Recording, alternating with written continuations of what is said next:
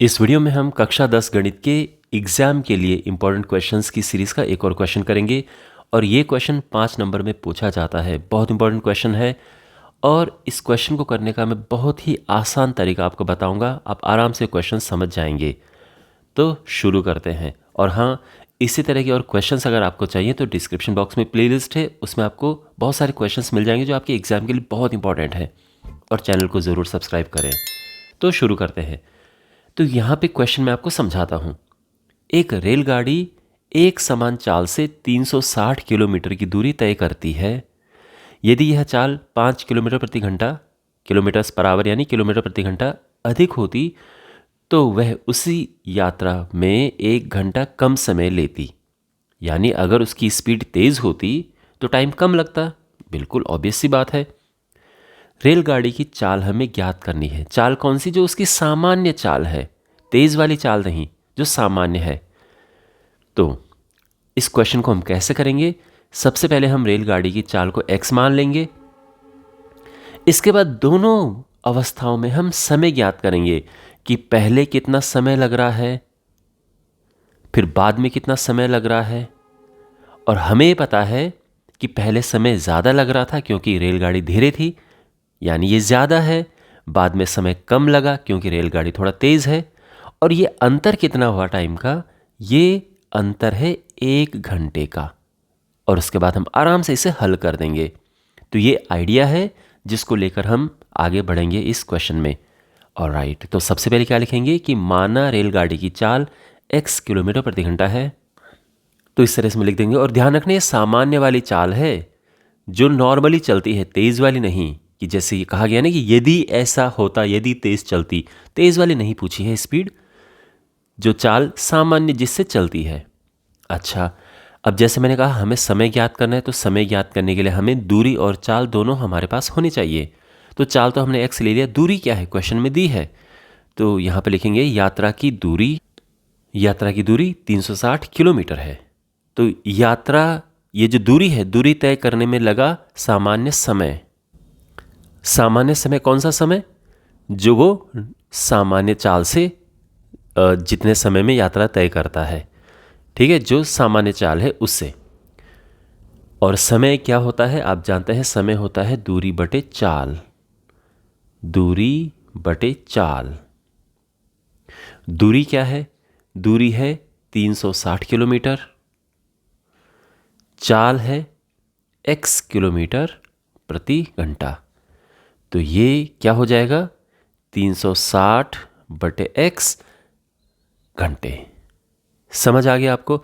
ये समय हम निकाल चुके हैं। आप चाहो तो फिलहाल ये h हटा दो क्योंकि h से थोड़ा कन्फ्यूज़न हो रही है। यहाँ पे लिख दो इतने घंटे, ये भी ठीक है। अभी तक आपको सब समझ आ चुका होगा। अब दूसरी कंडीशन है, दूसरी अवस्था है कि यदि चाल 5 किलोमीटर प्रति घंटा अधिक होती, यानी पहले x थी और अब x में 5 हम जोड़ देंगे। तो अब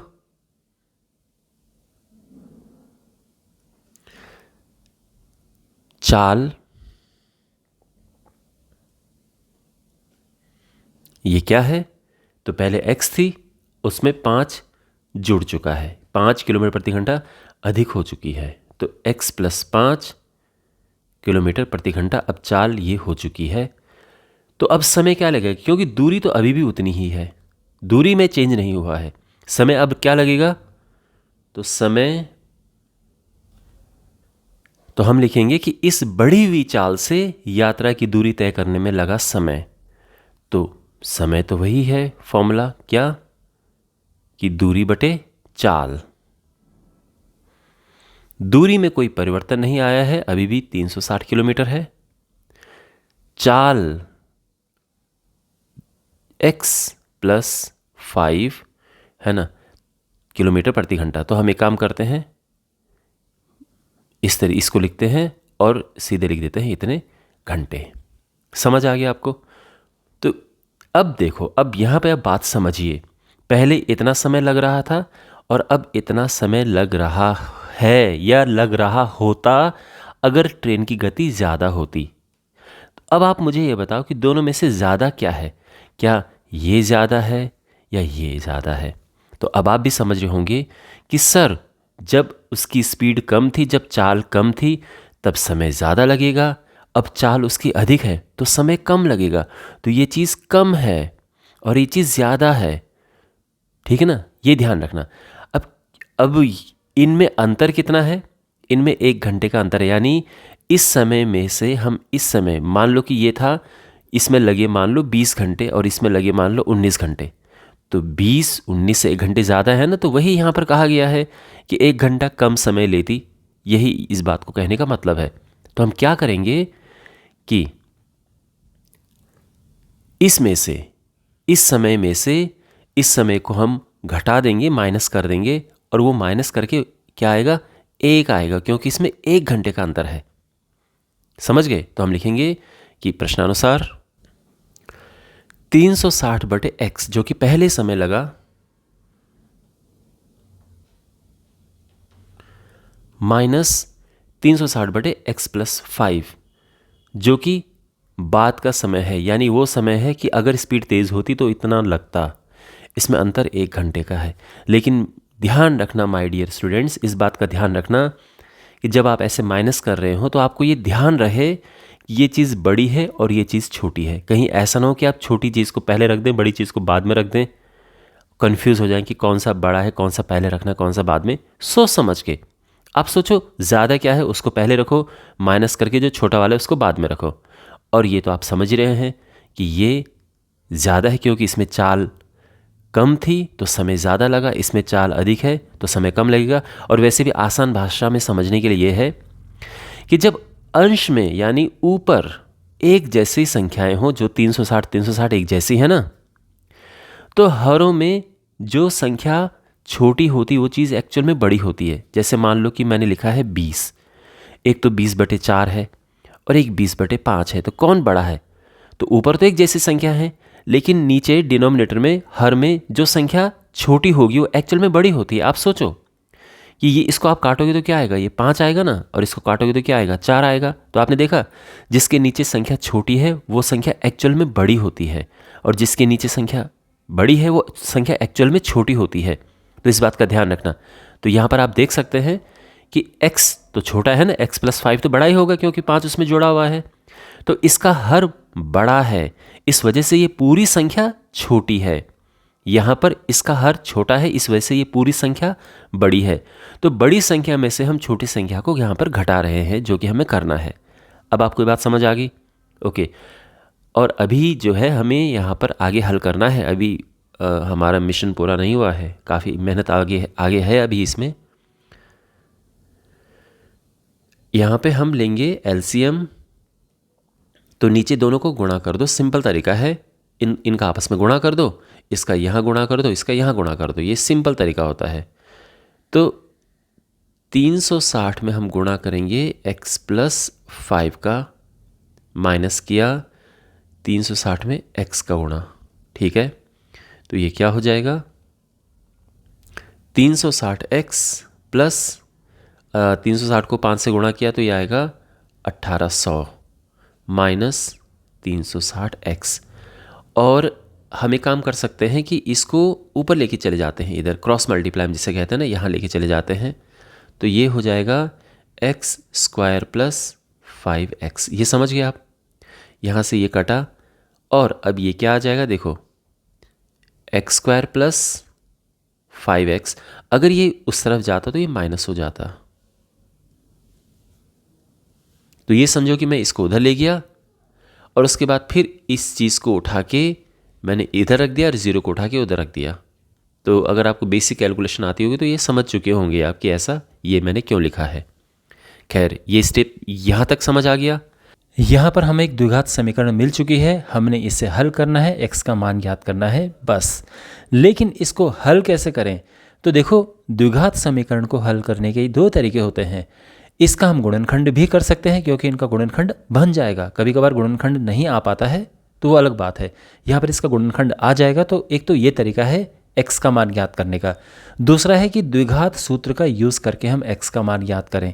तो पहले मैं इसको गुणनखंड विधि से हल करूँगा, और उसके बाद अगर आप चाहें तो आगे भी वीडियो को देख सकते हैं और द्विघात सूत्र से कैसे हम x का मान ज्ञात करें वो भी आप देख सकते हैं, क्योंकि कभी कभार गुणनखंड निकालने मुश्किल हो जाते हैं, तो उस केस में आपको द्विघात सूत्र से द्विघात समीकरण को हल करना भी आना चाहिए। ओके, तो चलिए सबसे पहले हम गुणनखंड इसका करते हैं। गुणनखंड करने के लिए हमें क्या करना है कि इसके ऐसे गुणनखंड करो जिसको घटा के माइनस करके 5 आए। देखो माय डियर, गुणनखंड अगर आपको आते हैं तो आपकी बहुत सारी समस्याएं गणित को लेके तो ख़त्म हो जाती हैं। आपको गुणनखंड सीखने इसलिए बहुत ज़रूरी है। तो अगर आपके पास समय है तो गुणनखंड के वीडियो ज़रूर देखें। मैं आपको डिस्क्रिप्शन बॉक्स में लिंक उसका दे दूंगा, उन वीडियोज़ का। खैर, यहाँ पर मैं आपको समझा देता हूँ। अब यहाँ पे समस्या है कि 180 बहुत बड़ी संख्या है। 180 नहीं, 1800 है ये, और ये बहुत बड़ी संख्या है।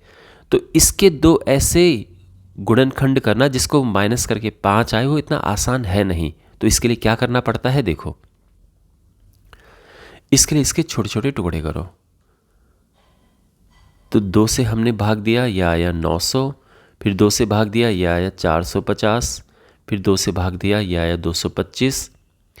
फिर 3 से भाग देंगे तो यह आएगा। इसको कहते हैं अभाज्य गुणनखंड करना। ओके, और ये काम रफ में होते हैं। 3 से किया तो 3 7 21, 3 5 15। फिर 3 से दिया तो ये हुआ 25। फिर 5 से किया तो ये 5, और 5 से किया तो 1। अब यहाँ पर हमने क्या करना है कि कॉम्बिनेशन बनाने हैं। देखो, आप ये सामने देख रहे हो, और जितना आपको अभी समझ आ रहा है उतना ही मुझे इस समय समझ आ रहा है। मुझे भी नहीं पता कि क्या बनेंगे। मैं भी आपके साथ साथ ही यहाँ पर ग्रुप बनाने की कोशिश करूँगा, देखूँगा कि क्या कॉम्बिनेशन बनता है।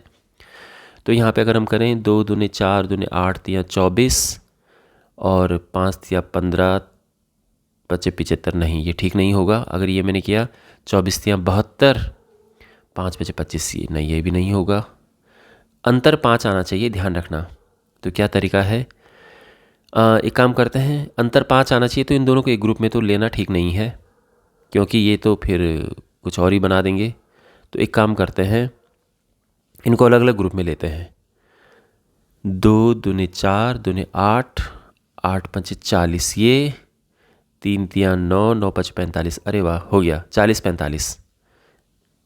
तो ये हो जाएगा। देखो, ये आया एक तो 40 और एक 45। तो इनको गुणा करके तो 1800 आता है, और माइनस करके 5 आता है। हमारा काम बन गया।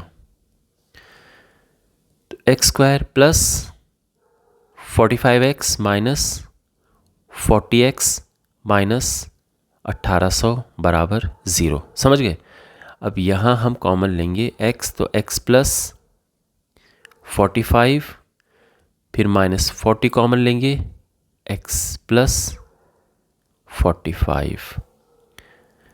यहाँ पर x प्लस 45 अलग उसमें आ गया, और x माइनस 40 अलग ग्रुप में आ गया। अब दोनों को एक एक करके 0 रखेंगे। अगर हम इसको 0 रखते हैं तो ये हमें देगा x बराबर माइनस 45, जो कि संभव नहीं है, क्योंकि चाल माइनस में नहीं आ सकती है। अब उसके बाद हम अगर इसको 0 रखते हैं तो x आ जाएगा 40, बिल्कुल, जो कि संभव है। और हम लिख देंगे कि ट्रेन की, रेलगाड़ी की जो चाल है, क्वेश्चन में क्या पूछा था, रेलगाड़ी की चाल। तो रेलगाड़ी की चाल 40 किलोमीटर प्रति घंटा है। तो ये हम फाइनल स्टेटमेंट लिखेंगे कि इसीलिए हम ये कह सकते हैं कि रेलगाड़ी की चाल 40 किलोमीटर प्रति घंटा है।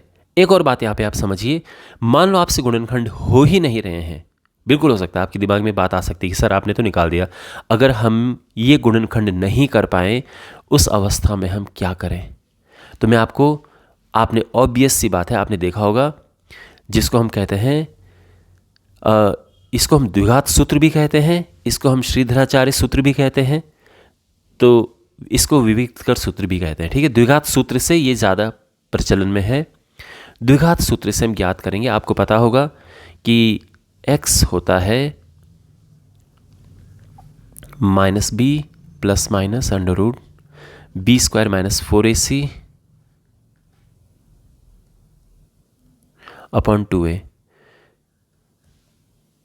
और इसमें a b c क्या है, जो x स्क्वायर के साथ है वो a होता है, जो कि 1 है, x के साथ b होता है जो कि 5 है और c माइनस 1800 है। तो अब देखो यहाँ पर ये मान रखते हैं। देखो आंसर आ चुका है। अगर आप आगे देखने के इच्छुक हैं तभी मैं ये करवा रहा हूँ कि अगर आपके दिमाग में बात आए कि गुणनखंड नहीं हो पाए तो फिर कैसे इसको करें, तो वही मैं इसको इस सूत्र से कर रहा हूँ। अब हम b की जगह पे रखेंगे -5 plus minus under root B square यानी 5 × 5 = 25 माइनस 4a1 है, c है माइनस का 1800 अपॉन 2a, 2 यानी 2 × 1। ठीक है, तो ये हो गया -5 plus minus under root 25 minus minus का प्लस 18 चौको 72, 7200 बटे 2। इतना आपको यहाँ तक भी आपको आसान लग रहा होगा। यहाँ पे थोड़ा सा आपको चिंता हो सकती है क्योंकि 7225 यहाँ पर आ चुका है और आपको उसका वर्गमूल ज्ञात करना है। तो मुश्किल नहीं है, बिल्कुल भी मुश्किल नहीं है अगर आपको बेसिक चीज़ें पता है। 7225 का वर्गमूल कैसे ज्ञात होगा, इसके हम अभाज्य गुणनखंड करेंगे। सबसे पहले 5 से भाग दे दो, ठीक है ना, क्योंकि वो सामने दिख रहा है। तो 5 से भाग देंगे तो क्या होगा, 5 × 5 5 × 20, 5 × 20, 5 × 5 = 25। फिर 5 से भाग देंगे हम तो ये होगा 5 दूनी 10, 5 × 8 = 40, 5 × 9 = 45। फिर ये 289 ये तो 17 से जाता है और फिर 17 से 17 × 17 ओ तो देखो वर्गमूल क्या कैसे ज्ञात करते हैं कि हम देखते हैं जोड़े, यानी अगर इसका वर्गमूल देखना है तो क्या होगा। देखो 5 5 2 बार है, 17 17 2 बार है, तो 5 में से एक बाहर ले लेंगे, 17 2 बार है एक बाहर ले लेंगे, 17 × 5 = 85। तो इसका वर्गमूल 85 हो चुका है बटे 2। और अब देखो माइनस लेने से एक बार ही तो हम प्लस लेंगे, एक बार माइनस लेंगे, तो माइनस लेने से फ़ायदा नहीं है क्योंकि माइनस में तो हमें आंसर चाहिए नहीं, तो हम प्लस लेंगे। हम लिख देंगे ऋण चिन्ह है, ऋणात्मक को हमने हटा दिया है, ये ऋणात्मक संभव नहीं है। और इसके बाद ये हो जाएगा 80 में से 5 गया, 85 में से 5 गया 80 और ये आ जाएगा 40 किलोमीटर प्रति घंटा। तो ये आंसर इससे भी आ चुका है। अगर आप इच्छुक हैं, मतलब वही मैंने आपको कहा कि अगर आपको ये भी समझना है तो आप समझ सकते हैं। बाकी आंसर तो हमारा यहाँ ऊपर आ चुका था। मैं उम्मीद करता हूँ कि आपको ये अच्छे से समझ आया होगा। ऐसे और क्वेश्चंस के लिए डिस्क्रिप्शन बॉक्स में प्लेलिस्ट चेक करें।